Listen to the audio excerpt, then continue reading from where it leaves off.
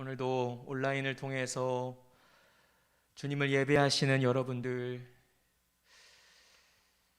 주님의 사랑이 여러분들의 그 자리 위에 예배하는 마음과 심령 깊은 곳 속에 깃들이시고 머무시기를 간절히 축복합니다. 오늘 제가 민수기 말씀을 묵상하는데 하나님께서 모세를 통해서 장로 70인을 부르세요. 그런데 진중에서 그 부름에 깜빡 전파가 안 됐는지 어떤 급한 일이 있었는지 그 엘닷과 또 한 사람이 있는데 그 두 사람이 그 자리에 나가질 못했어요. 그런데 그 70명에게 여호와의 영이 임하였을 때 미처 그 자리에 현장에 있지 않았던 그 두 사람에게도 동일하게 선지자의 영이 임해서 그들이 선지자처럼 예언을 하고 주의 뜻을 밝혔습니다. 제가 그 말씀을 묵상하면서 참 위로가 되더라고요. 그렇구나. 비록 현장에 나와서 예배드리지 못하지만 동일한 마음으로 동일한 뜻으로 한 영으로 예배하는 우리에게 하나님께서 동일하게 역사하시는구나. 주의 뜻을 펼치시는구나. 하나님의 성령을 부어주시는구나.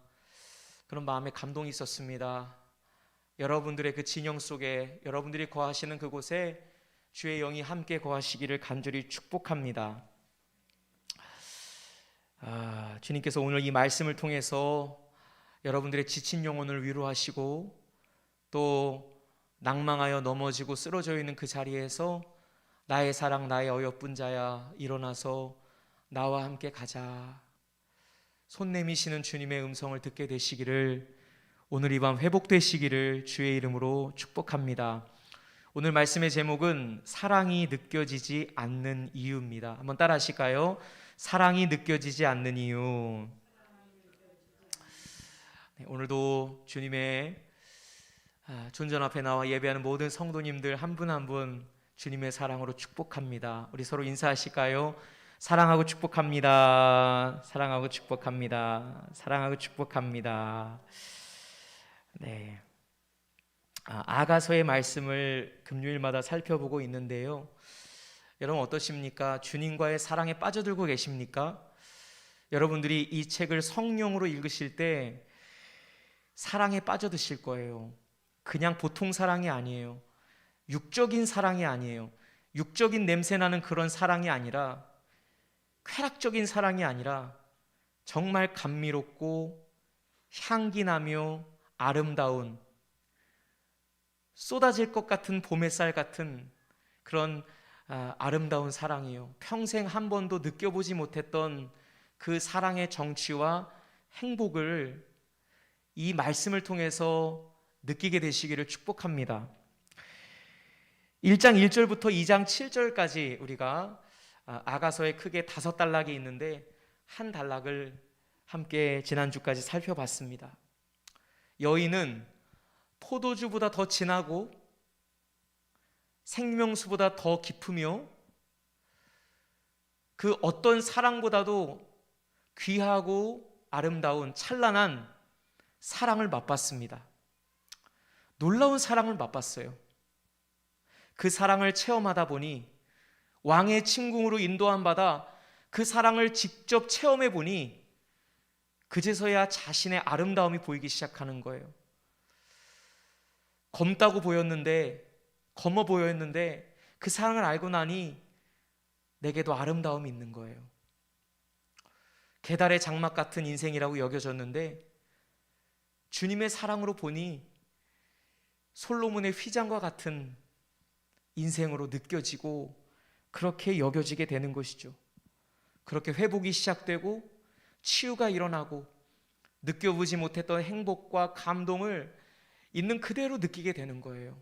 바로 주님과의 첫사랑, 그 사랑 때문에 상사병이 날 정도로, 거룩한 질병이 날 정도로 애가 닳도록 그 사랑을 연모하게 되고 사모하게 되는 거예요. 사랑함으로 병이 낫도다.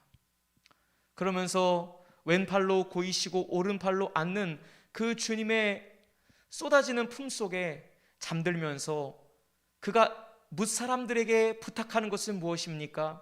내 사랑이 원하기 전에는 깨우지 말아라. 이 영원한 꿈속에서 깨이고 싶지 않다. 이 놀라운 사랑에서 더 이상 한 뼘도 조금도 벗어나고 싶지 않다. 영원히 깨이고 싶지 않은 사랑의 즐거움을 누리게 된 것이죠. 누구에게나 첫사랑의 계절은 뜨겁습니다. 그리고 이 뜨거운 사랑을 시작할 때야 비로소 여러분들은 거듭난 성도로서의 삶을 시작하게 돼요. 그 거룩한 경주를 출발하게 되는 것입니다. 그 거룩한 경주를 출발하게 되는 지점은 어디냐면 주님과의 사랑에 빠지는 바로 거기에요. 주님과 사랑이 빠지게 되면 신앙생활이 시작되는 거예요. 여러분 그거 아십니까? 내가 먼저 주님을 사랑한 것이 아니라 주님이 먼저 나를 사랑한 것이에요. 내가 먼저 주님을 찾고 찾은 것이 아니라 주님께서 먼저 아무것도 아닌 나를, 미약하기 그지없는 나를 바다의 모래알갱이 같은 너무나도 평범하고 보잘것없는 나의 인생을 찾아오셨다는 거예요.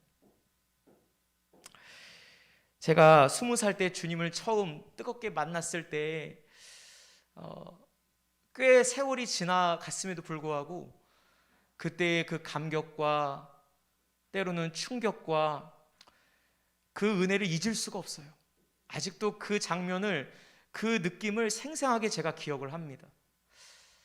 제가 영안이 열렸을 때, 성령이 제게 임했을 때 처음 제 눈앞에 펼쳐졌던 광경은 무엇이었냐면 제 마음속에 문을 두드리고 계셨던 주님의 모습이었어요. 그 문은 여러분들이 잘 아는 것처럼 밖에서는 문을 열 수가 없는, 안에서만 문을 열 수 있는 그런 특수한 문이에요. 안에서 열어주지 않으면 밖에서 열 수가 없기 때문에 밖에 서서 기다리고 계시는 주님이 할 수 있는 최선은 힘껏 문을 두드리는 것뿐이었어요. 그런데 문을 두드리고 계시는 주님의 모습을 제가 보니까 하루 이틀 두드리신 게 아니에요. 아주 오래전서부터, 언제인지 모르는 옛날 옛적부터 제 마음의 문을 두드리고 계셨던 거예요.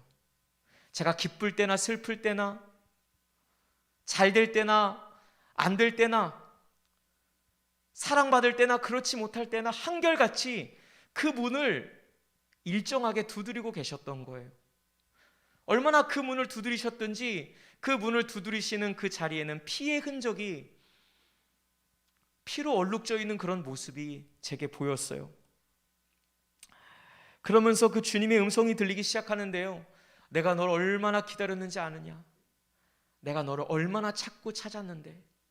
이런 사랑의 주님의 음성이 들려지기 시작하는 거예요. 저는 그 자리에서 무너졌습니다. 그 자리에서 와르르 무너질 수밖에 없었어요. 통곡도 그런 통곡이 평생에 나오지 않았던 그런 통곡 같은 울음이 대성통곡이 일어나는 거예요. 나중에는 울 힘조차 없더라고요. 흐느껴 울면서 그 사랑 앞에 그저 말하지 못하고 그 사랑 앞에 엎드리고 항복하는 시간이 되었습니다. 왜 이전에는 이렇게 주님의 사랑을 알지 못했을까? 왜 이전엔 내가 깨닫지 못했을까? 뒤를 돌아보게 돼요.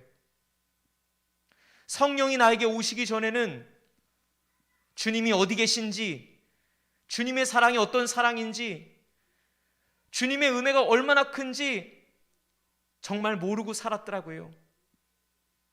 눈꼽만큼도 주님의 은혜와 사랑을 깨닫지 못한 채 살았더라고요. 그런데 성령으로 보니 성령이 임하고 제 삶의 과거의 그 걸어온 걸음걸음들을 돌아보니까 주님의 은혜가 아니었던 게 없는 거예요.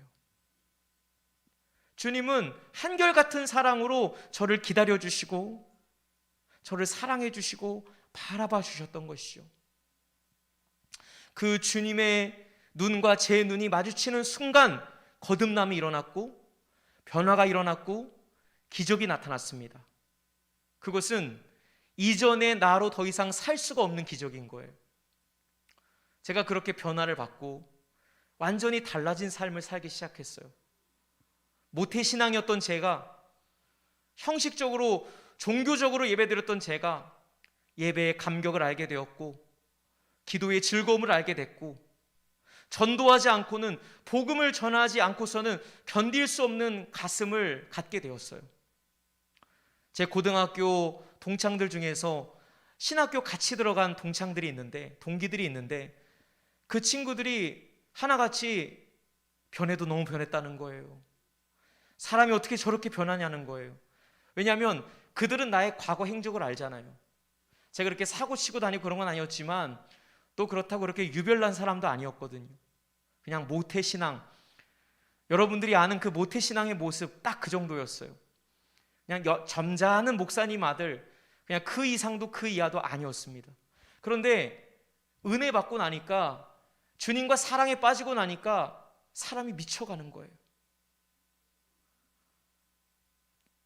이전에 알고 있던 그 친구가 아닌 거예요. 더 놀라워했던 것은, 더 깜짝 놀랐던 것은 저의 부모님과 제 위에 누나가 있는데 가족들이 깜짝 놀라는 거예요. 옛날에 내가 알던 그 아들이 아니고, 옛날에 내가 알던 그 동생이 아닌 거예요. 전혀 다른 모습이었죠.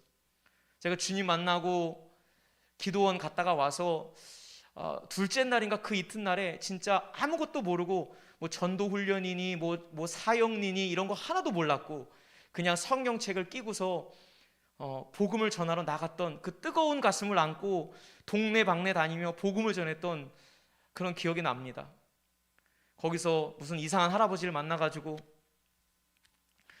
너는 왜 젊은 애가 공부는 안 하고 서양 종교를, 우리나라 종교가 아니라 수입해온 종교를, 서양 종교를 설파하냐는 거예요. 그걸 물어보니까 지혜가 부족하니까 그런 뭐 질문을 들어봤어야 알죠. 어떻게 대처했어야 알죠.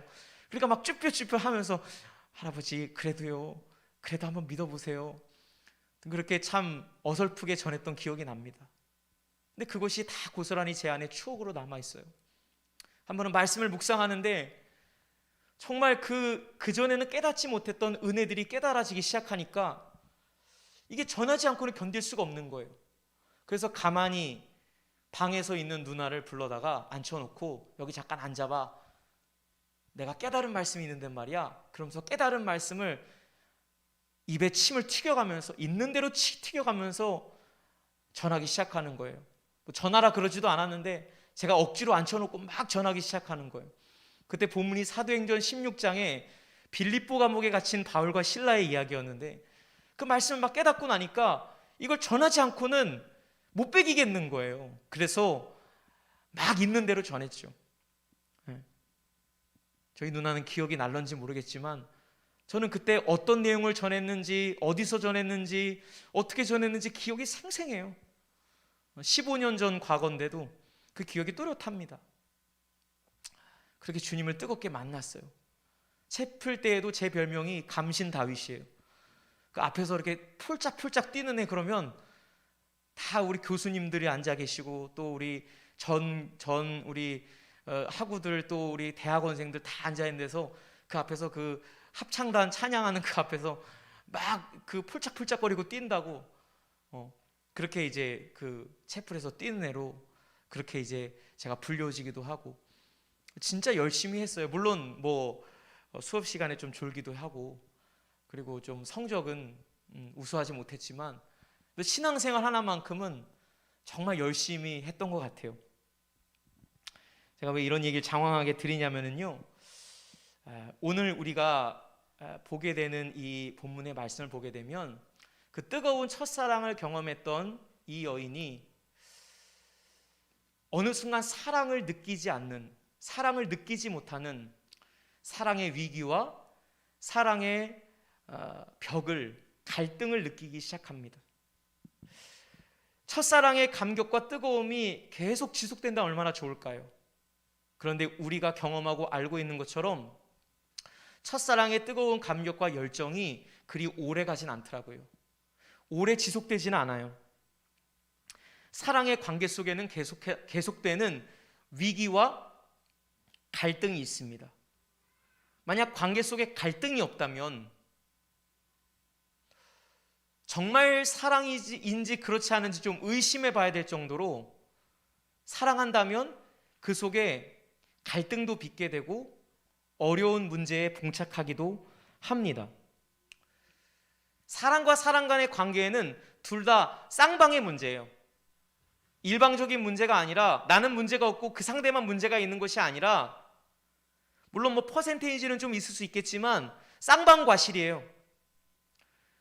100% 누군가의 일방적 과실은 없습니다.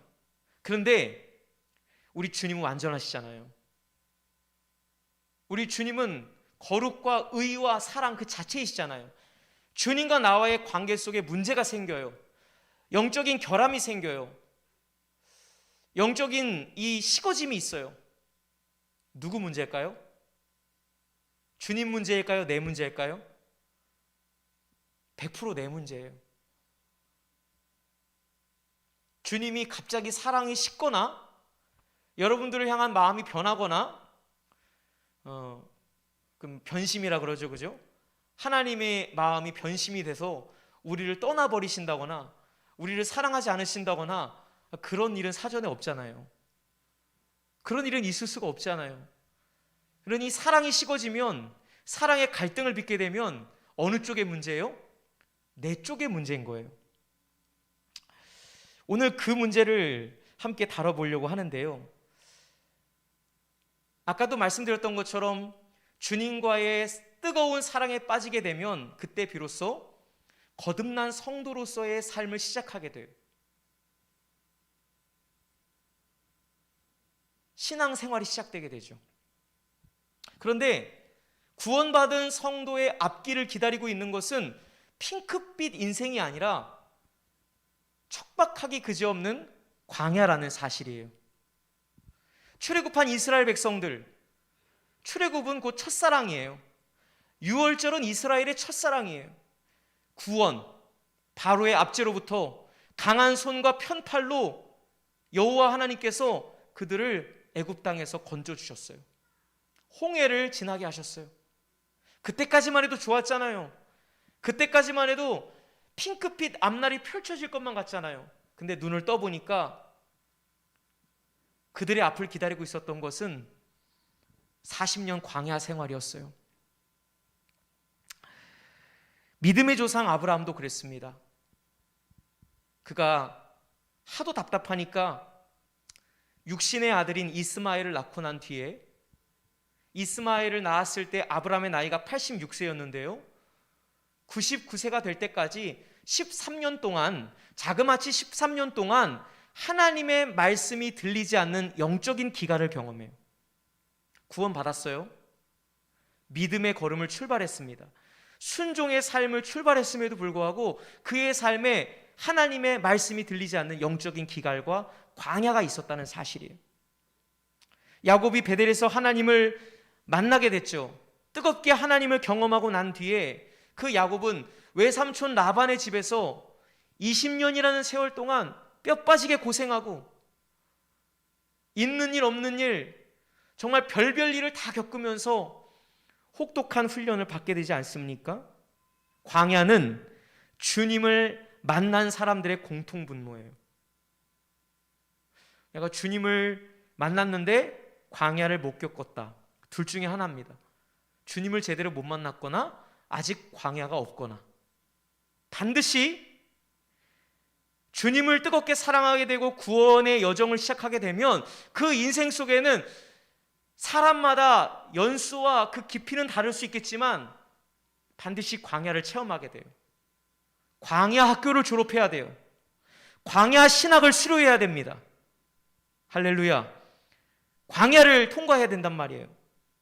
그게 여러분들의 운명이에요. 동일하게 우리 가운데 경험되는 경험인 것이죠.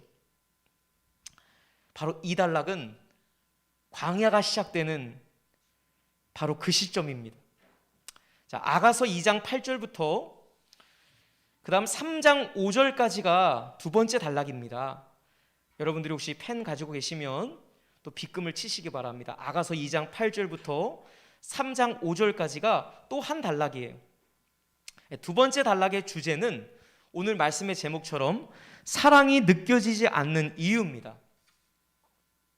이게 무슨 말일까요? 사랑이 느껴지지 않는 이유. 좀 전까지만 해도 임의 품에 안겨 팔베개 해주시는, 오른팔로 고이 안아주시는 그 주님의 품에 안겨 잠들었잖아요. 그런데 2장 8절을 보게 되면 사랑하는 자의 목소리가 들려요. 즉 꿈결 속에, 잠결 속에 어떤 꿈을 꾸게 되는 거예요. 그런데 이 꿈은 계시적인 꿈이고 이 주인공의 영적인 상태를 보여주고 있는 꿈인 거예요. 어떤 꿈이냐면, 사랑하는 자의 목소리구나. 그가 산에서 달리고 작은 산을 빨리 넘어오는구나. 그가 지금 나에게 오고 있는 거예요. 산을 건너 물을 지나서 나에게 빨리 달려오고 있는데, 문제는 9절이에요. 내 사랑하는 자는 노루와도 같고 어린 사슴과도 같아서, 그 다음 뭐라 그러죠? 우리 벽 뒤에 서서 창으로 들여다보며 창살 틈으로 엿보는구나. 여기서 놓치지 말아야 할 중요한 단어가 벽입니다. 벽 뒤에 서서 들어오셔야 되는데 들어오시지를 못하시는 거예요. 벽 뒤에 서서 창으로 들여다보며, 지금 집 안에 주인공이 있어요. 그래서 주인공이 창밖에서 바라보는데 이미 들어오셔야 되는데, 주님이 안으로 들어오셔야 되는데 어찌된 영문인지 벽에서 숨어서 창밖으로 나를 빤히 쳐다보고 있는 거예요. 엿보고 있는 것입니다. 여기서 우린 질문해 봐야 돼요. 왜 주님은 들어가지 못하실까? 바로 벽이 문제예요. 주님과 그를 가로막고 있는, 성도를 가로막고 있는 벽이 있다는 것이죠. 오늘 말씀의 주제는 그 벽이 무엇인가라는 거예요. 그 벽이 무엇인가? 그 벽이 무엇인가? 주님의 임재가 느껴지다가도 때로는 그 사랑이 멀게 느껴지는 까닭, 가까이 계신 것 같기도 하면서도 멀리 계신 것 같은, 믿는 것 같으면서도 믿지 못하는 까닭, 감사하지만 때로는 불평하는 까닭, 기뻐하면서도 때로는 슬퍼하는 이유, 어제는 승리했지만 오늘은 넘어지는 이유, 이것이 우리의 공통된 체험이잖아요. 여전히 내 안에 해결되지 않는 문제라는 벽 때문에 주님은 먼 발치에서 나를 지켜보고 계시는 거예요. 그때 주님이 밖에서, 창 밖에서 안에 있는 주인공을 향해서 말씀을 하세요. 뭐라고 말씀하십니까? 10절에 10절부터 14절까지 쭉 말씀을 하시는 거예요. 우리는 이 말씀을 통해서 여인 안에 제거되지 않는 내면의 벽이 무엇인지, 그 벽의 정체가 무엇인지를 보게 돼요. 10절과 어디까지 읽으시냐면 12절까지 한번 읽어보겠습니다. 10절부터 12절까지 시작. 나의 사랑하는 자가 내게 말하여 이르기를, 나의 사랑 내 어여쁜 자야, 일어나서 함께 가자. 겨울도 지나고 비도 그쳤고 지면에는 꽃이 피고 새가 노래할 때가 이르렀는데 비둘기의 소리가 우리 땅에 들리는구나. 자, 우리가 복음성가에도 그런 찬양이 있고 아가서 중에서 가장 많이 들어봤을 법한 말씀이죠. 나의 사랑, 나의 어여쁜 자여, 일어나 함께 가자. 지금 함께 가고 있다는 거예요? 아직 못 그러고 있다는 거예요? 지금 누워 있는 거예요? 쓰러져 있는 거예요? 그 이유가 11절에 게시되어 있는데 11절에 이렇게 말해요. 겨울도 지나고 비도 그쳤다. 겨울이라는 단어를 여러분들이 잘 묵상하셔야 돼요. 겨울이 뭘까요? 비바람이 뭘까요? 겨울의 추위와 매서움과 외로움, 힘듦. 겨울이라는 계절 속에, 겨울이라는 어떤 과거의 사건 속에 여전히 그 내면이 묶여 있는 거예요. 주님은 내 영혼의 봄이신데, 주님은 내 영혼의 아름다운 봄을 주시는 분이신데 여전히 나의 내면 한켠에는 겨울이 있는 거예요. 비에 맞은 흔적들이 있는 거예요. 첫 번째 내면의 벽이 무엇입니까? 겨울과 비예요. 겨울과 비. 이것은 여러 가지를 의미할 수 있는데 대표적으로는 과거의 상처와 아픔일 수 있겠죠. 고쳐진 것 같은데, 해결된 것 같은데 주님과의 관계 속에 더 깊이 들어가다 보면, 광야의 생활을 겪어보게 되면 내 안에 처리되지 못한 자아가, 내 안에 해결되지 못한 그 쓴뿌리의 문제가 올라오는 거예요. 애굽을 벗어났음에도 불구하고, 여러분, 이스라엘 백성들이 애굽을 탈출했음에도 불구하고 여전히 그의 마음 한켠들은, 그들의 마음의 깊은 것 속에는 뭐가 있습니까? 애굽을 향한 그리움이 있잖아요. 애굽을 향한 동경. 여전히 애굽을 살고 있는 거예요. 애굽을 벗어났음에도 불구하고 여전히 애굽에서 살고 있는 사람들이 있어요. 애굽으로 돌아가자. 애굽에 있을 때가 좋았는데. 과거에 지었던 죄들과, 혹은 그것이 과거에 어떤 지우고 싶은 아픈 상처들, 사건들이 될 수가 있습니다. 주님은 여전히 겨울을 지내고 있는, 겨울 속에 살고 있는, 비에 흠뻑 젖어 있는 그 내면에 나에게 말씀해 주시는 거예요. 겨울이 지났어. 겨울이 이제 끝났어. 주님이 오시면요, 겨울이 지난 거예요. 아멘. 봄이 오면 겨울이 지나가는 거예요. 겨울이 지나고 봄이 오는 게 아니고요, 여러분, 더 정확하게 말하면 봄이 왔기 때문에 겨울이 퇴장하는 거예요. 아멘. 우리의 영혼도 마찬가지입니다. 영적으로도 마찬가지예요. 주님이 나에게 오시면, 주님의 사랑이 나에게 임하면 내 영혼의 겨울은 지난 거예요. 비 그친 거예요. 따라합시다. 주님은 내 영혼의 봄이시다. 아멘. 꽃이 피는 봄인 거예요. 여러분 좋아하는 벚꽃이 만개하는, 흐드러지게 피는 아름다운 꿈결 같은 포근한 따뜻한 봄이 온 거예요. 대지가 움돋고 싹이 트는, 생명들이 소생하는 바로 그 봄이 온 것이죠. 바로 그 봄이 온 거예요. 주님께서 뭐라고 말씀하십니까? 그리스도 안에 있으면 새로운 피조물이라. 이전 것은 지나갔도다. 보라, 새 것이 되었도다. 지나갔도다. 겨울은 지나갔다. 비는 이미 그쳤다. 이제 내가 너에게 왔으니 나와 함께 봄으로 가자. 나와 함께 봄을 만끽하자. 나와 함께 봄을 누리자. 주님이 손짓하며 여러분들을 부르시고 계시는 거예요. 나의 사랑, 나의 어여쁜 자여, 일어나 나와 함께 가자 라고 부르시는 것이죠. 고통스럽고 힘들고 외로운 나날들 속에 여전히 살고 있는, 과거에 갇혀, 과거라는 감옥에 갇혀 살아가고 있는 나에게 주님이 그 영원한 현재 속으로, 영원한 생명으로 초대해 주시는 거예요. 그 초대에 응답하시는 저와 여러분들 되시기를 축원합니다. 너는 이제 새 거야. 너는 이제 새로운 피조물이 되었어.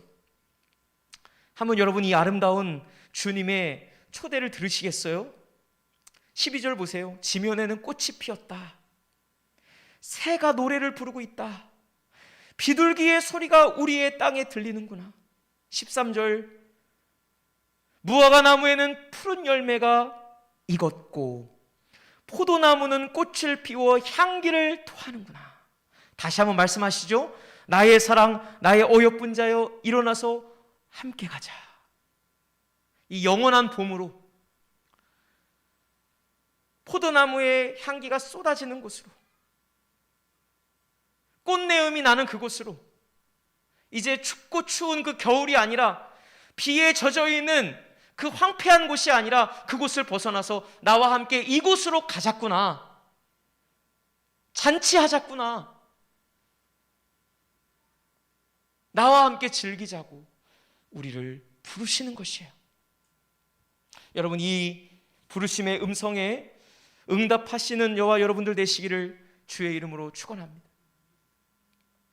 오늘 예배를 드리는데 하나님께서 그 마음을 제게 강하게 주세요. 여러분들은 여전히 그 사랑으로 부르고 계시는 그 음성 들으셔야 돼요. 여러분, 지금 겨울을 살고 계십니까? 아니면 봄을 살고 계십니까? 여러분들의 영혼이요, 여러분들 한번 정직하게 돌아보기를 바랍니다. 나는 지금 겨울을 살고 있나, 봄을 살고 있나?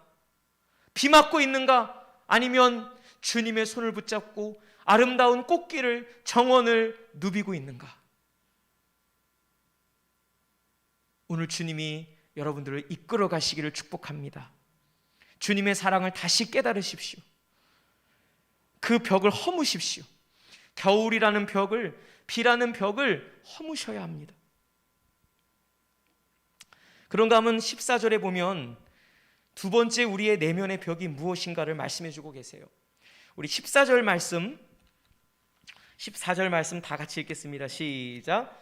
바위 틈 낭떠러지 은밀한 곳에 있는 나의 비둘기야, 내가 네 얼굴을 보게 하라. 너의 소리를 듣게 하라. 내 소리는 부드럽고 네 얼굴은 아름답구나. 아멘. 또 다른 내면의 벽은 무엇입니까? 바위 틈 낭떠러지, 은밀한 곳에 있는 나의 비둘기야. 비둘기가 지금 어디 있어요? 하고 많은 곳 중에서 바위 틈 낭떠러지 은밀한 곳에 부들부들 떨고 있어요. 숨어 있어요. 이게 반전인 거예요, 여러분.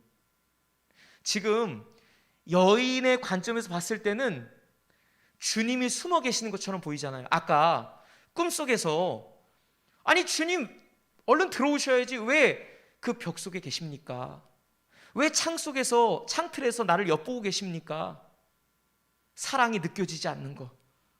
그건 주님이 나를 사랑하지 않으셔서가 아니라 결국은 내 내면에 왜곡된 것, 굴절된 자아, 건강하지 못한 자아상, 여전히 겨울과 봄을 지나면서, 겨울과 비를 맞아가면서 해결되지 못한 내면의 상처와 아픔들이 있는 거죠. 바위 틈 낭떠러지 은밀한 곳에 숨어 있는 거예요. 시리고 추운 겨울을 겪고 인간 땡볕, 인간 비바람을 맞다 보니까 자존감이 땅바닥을 뒹굴고 있어요.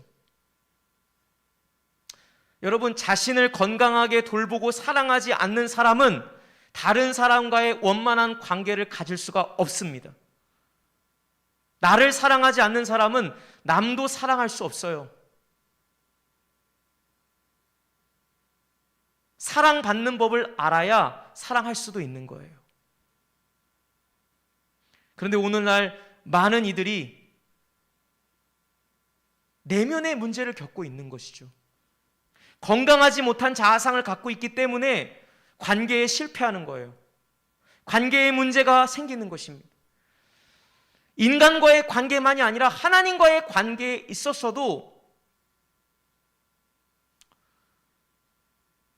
자존감이 바닥이고 또 건강하지 못하기 때문에 주님과 온전한 사귐을, 온전한 사랑으로 들어가지 못하는 것입니다. 갈등을 겪게 되는 거예요. 갈등을 빚게 되는 것입니다. 많은 이들이 왜곡되고 굴절된 자아상을 그대로 가지고 살아가요. 나는 보잘것없고 볼품없고 별 볼 일 없고 사랑받지 못하는 존재라고. 조금만 어려움이 다가오면 내가 그때 거절당했던, 내가 그때 상처받았던, 내가 그때 힘들었던 그 과거를 자꾸만 끌어들여 와서 나를 스스로의 굴레 속에, 감옥 속에 가두는 거예요. 누가 가둡니까? 내 스스로가. 내 스스로가 나를 거기에 가두고 있는 거예요. 바위 틈 낭떠러지 은밀한 곳에 숨어 있다라는 것이죠. 주님이 숨어 계시는 것 같지만 실제로는 주님이 나를 부르시고 계시는데 여전히 내가 나오지 못하고 있는 거예요. 여전히 나는 죄인인데, 나는 보잘것없는데, 나는 이것밖에 안 되는데 내가 어떻게 할 수 있을까? 내가 어떻게 주의를 할 수 있을까? 내가 어떻게 주님 앞에 면목 없이 나갈 수 있을까? 두려움에 떨고 있는 것이죠. 낮은 자존감을 가지고 살아갑니다. 그런 그를 바라보며 주님은 뭐라고 말씀하십니까? 14절 하반절에 네가 네 얼굴을 보게 하라. 얼굴 좀 보자. 얼굴 가리지 마. 내 앞에 숨지 마. 네 얼굴 얼마나 아름다운 줄 알아? 너 얼마나 사랑스러운 줄 알아?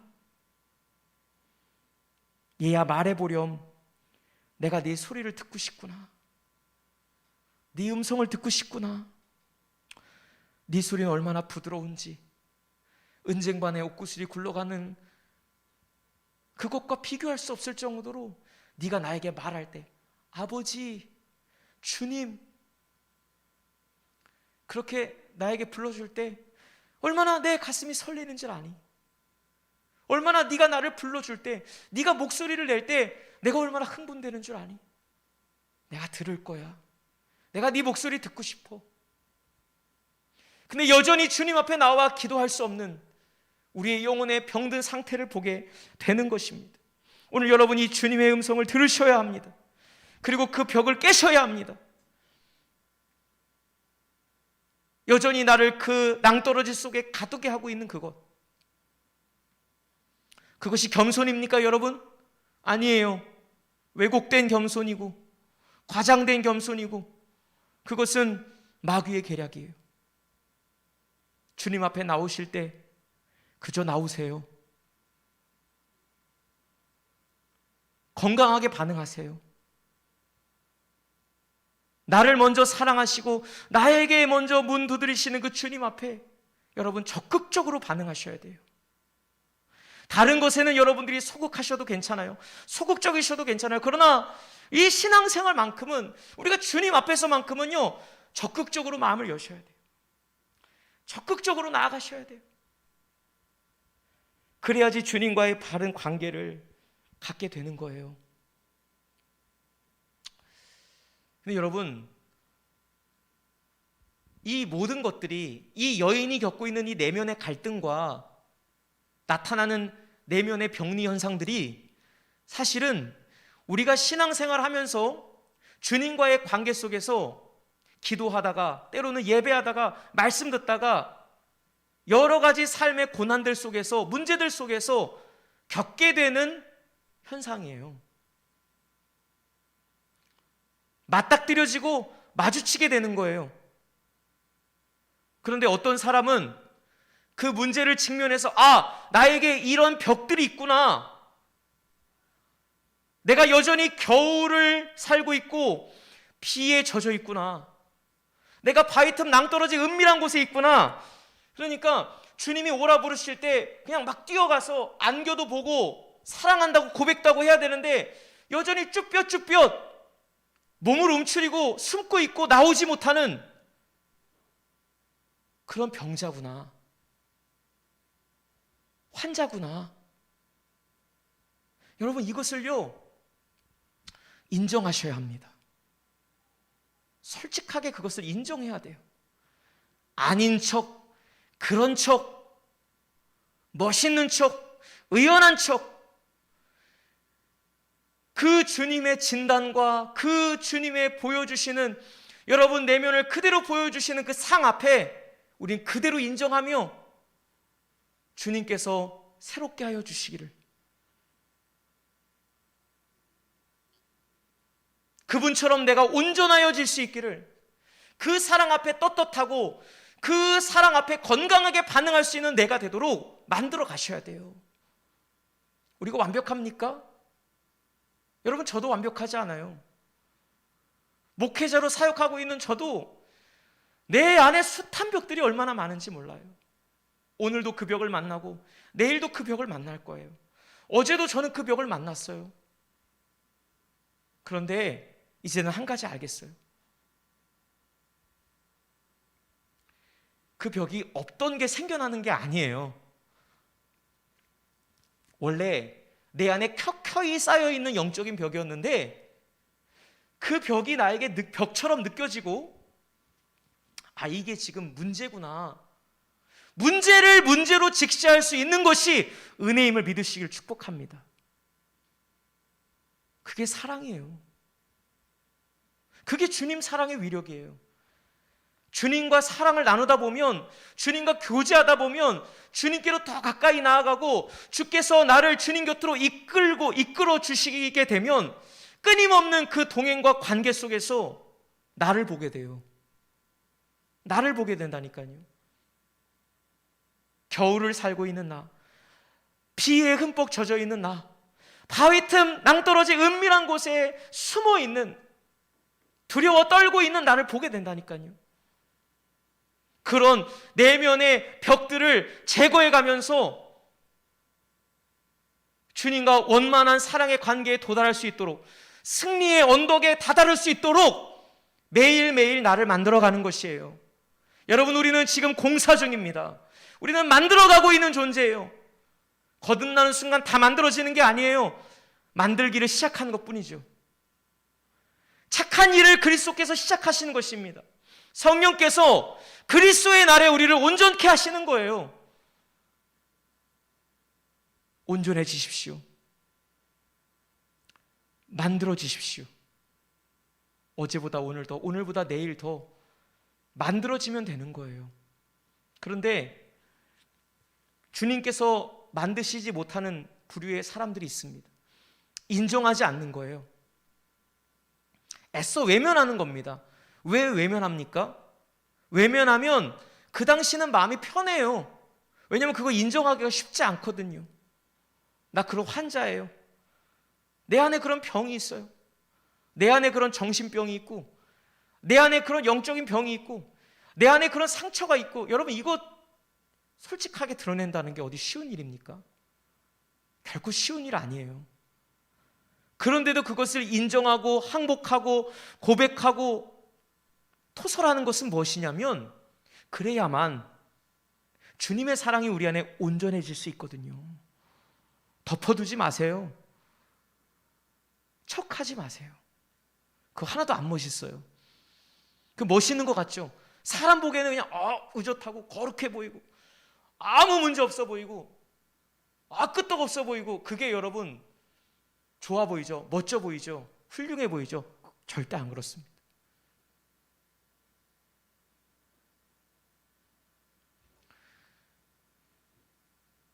그대로 인정하시고 나아가게 되시길 축복합니다. 그러면 하나님이 여러분들을 고쳐주세요. 하나님이 여러분들을 고쳐주세요. 우리 안에 병이 한두 가지가 아니에요. 사실 이 벽이 뭐 한두 가지가 아닙니다. 이 수많은 벽들을 하나하나씩 깨부수면서 우리가 주님의 존전 앞으로 나가는 것입니다. 그와 같은 은혜가 있기를 축원합니다. 할 얘기 되게 많은데 자꾸 시간이 빨리 가네요. 마지막 세 번째입니다. 우리 15절 같이 읽겠습니다. 15절 시작.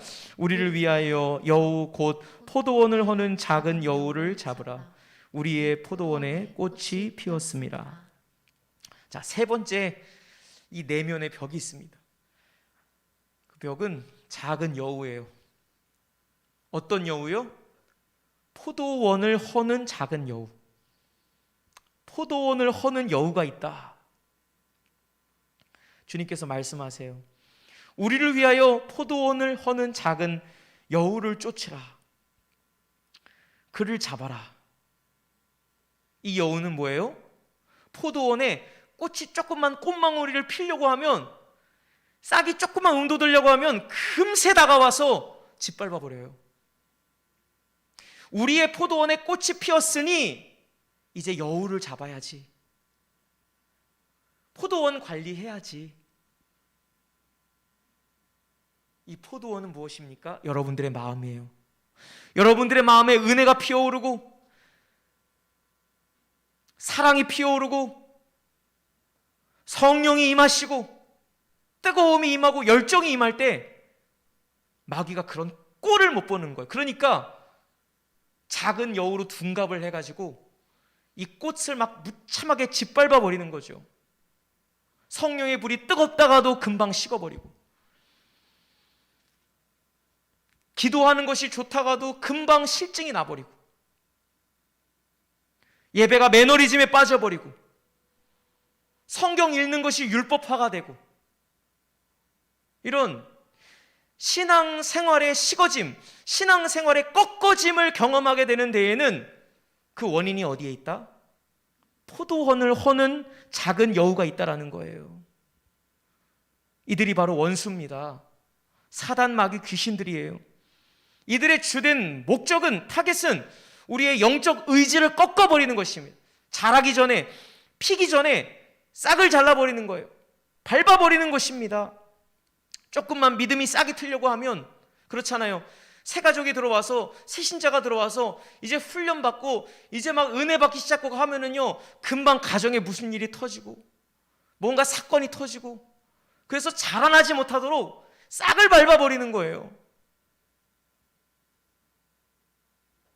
원수가 침입하는 거예요. 주님의 사랑을 느끼지 못하게 하고, 기도의 불을 꺼트리고, 성경 읽는 일이 귀찮아지고, 교회 가는 것이 재미가 없어지는 거예요. 누가 침입한 거예요? 여우가 침입한 거예요. 삼손이, 여러분, 여우 300마리를 불태운 거 기억나십니까? 여러분들 안에 작은 여우가 300마리쯤 있다면 오늘 이 밤에 다 성령의 불로 태우시기를 축복합니다. 꼬리 연결해가지고 300마리 다 불태우시는 은혜가 있기를 축복합니다. 근데 여러분, 이 여우가 몸집이 크면 눈치라도 빨리 채겠는데, 요것이 몸집이 너무 작아요. 잘 눈에 식별이 안 돼요. 몰래 그 짓 하고 다니는 거예요. 꽃 밟고 다니는 거예요. 싹짓 밟는 거예요. 우리의 포도원을 망가뜨리고 있다는 것이죠. 여러분, 이 작은 여우를 성령의 핀셋으로 뽑아내시길 바랍니다. 여러분 안에 있는 작은 여우 뽑아내셔야 돼요. 뽑아내세요. 무엇이 여러분들에게 그 신앙생활의 동력을 잃어버리게 만듭니까? 영적 생활의 의지를 꺾어버리고 있습니까? 이 작은 여우를 몰아내지 않으면 여러분들의 포도원은 건재할 수 없습니다. 하나님의 전신갑주를 입으십시오. 그리고 마음을 지키시는 은혜가 있기를 주님의 이름으로 축원합니다. 기도하겠습니다. 하나님, 뜨거운 첫사랑으로 시작한 어느덧 우리의 마음에 식어짐이 있고